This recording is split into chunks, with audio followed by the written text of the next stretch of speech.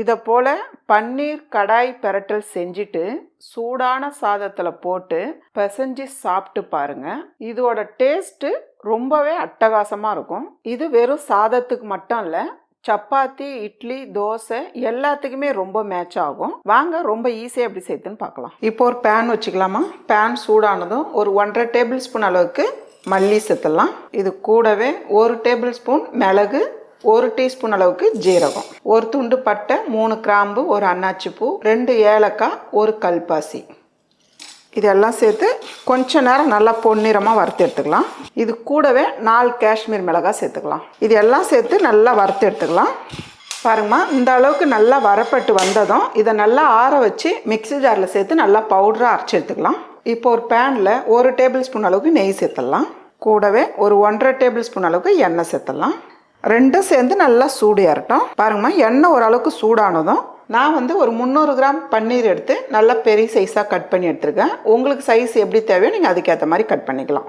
இப்போ ஒரு பீஸாக இதில் சேர்த்துடலாம். இது கூடவே லைட்டாக மிளகாய் தூள் சேர்த்துக்குங்க. இப்போ அப்படியே கலந்து விடுங்க. கொஞ்ச நேரம் செவந்து வந்தால் போதும், அதிக நேரம் கிடையாது.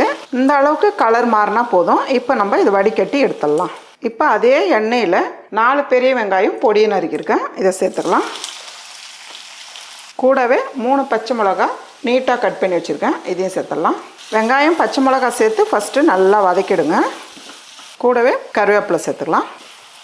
நம்ம வறுத்து ஆற வச்ச மசாலா, மிளகு, சீரகம், இது எல்லாமே இந்த அளவுக்கு பொடி பண்ணி எடுத்துக்கோங்க. பாருங்கம்மா, வெங்காயம் இந்த அளவுக்கு நல்லா வதங்கி வரணும். இந்த டைமில் 1 டேபிள் ஸ்பூன் அளவுக்கு இஞ்சி பூண்டு பேஸ்ட்டு சேர்த்துக்கலாம். இஞ்சி பூண்டு பேஸ்ட்டு சேர்த்து ஓரளவுக்கு வதக்கினா போதும். இந்த டைம் அடுப்பு தீ குறைச்சிடுங்க. 1 டீஸ்பூன் அளவுக்கு மிளகாய் தூள் சேர்த்துடலாம். கூடவே நம்ம அரைச்சி வச்சுருக்க மசாலா, நான் கொஞ்சம் கூடுதலாக தான் அரைச்சிருக்கேன், அதனால் ஸ்பூன் கணக்கில் சொல்கிறேன். இதுலேருந்து ஒரு 4 டீஸ்பூன் அளவுக்கு சேர்த்துடலாம். 4 டீஸ்பூன் சேர்த்துருக்கேன். கூடவே தேவையான அளவு உப்பு சேர்த்துடலாம். கொஞ்சமாக மஞ்சத்தூள். இது கூடவே ஒரு 10 முந்திரி சேர்த்துக்கலாம். முந்திரி தேவைப்பட்டால் சேர்த்துக்குங்க, இல்லைன்னா விட்டுடலாம், நம்மளோட விருப்பம்தான். இதெல்லாம் சேர்த்து நல்லா வதக்கிடுங்க. உங்களுக்கு கொஞ்சம் காரம் கூடுதலாக வேணும்னா மசாலா இன்னும் கொஞ்சம் சேர்த்துக்கலாம், இல்லைன்னா நீங்கள் மிளகாய் தூள் தேவைப்பட்டால் சேர்த்துக்கலாம். இந்த அளவுக்கு நல்லா கலந்துட்டு கொஞ்சமாக தண்ணி சேர்த்துருங்க, அதிகமாக சேர்க்காதீங்க. தண்ணி சேர்த்து நல்லா பரட்டி விடுங்க. இது உங்களுக்கு கிரேவியாக வேணும்னா நீங்கள் கொஞ்சம் தண்ணி கூடுதலாக சேர்த்துக்கலாம். நான் ரொம்ப கிரேவியாக எடுக்க போகிறதில்ல, பன்னீர் பெரட்டலாக தான் எடுக்க போகிறேன்.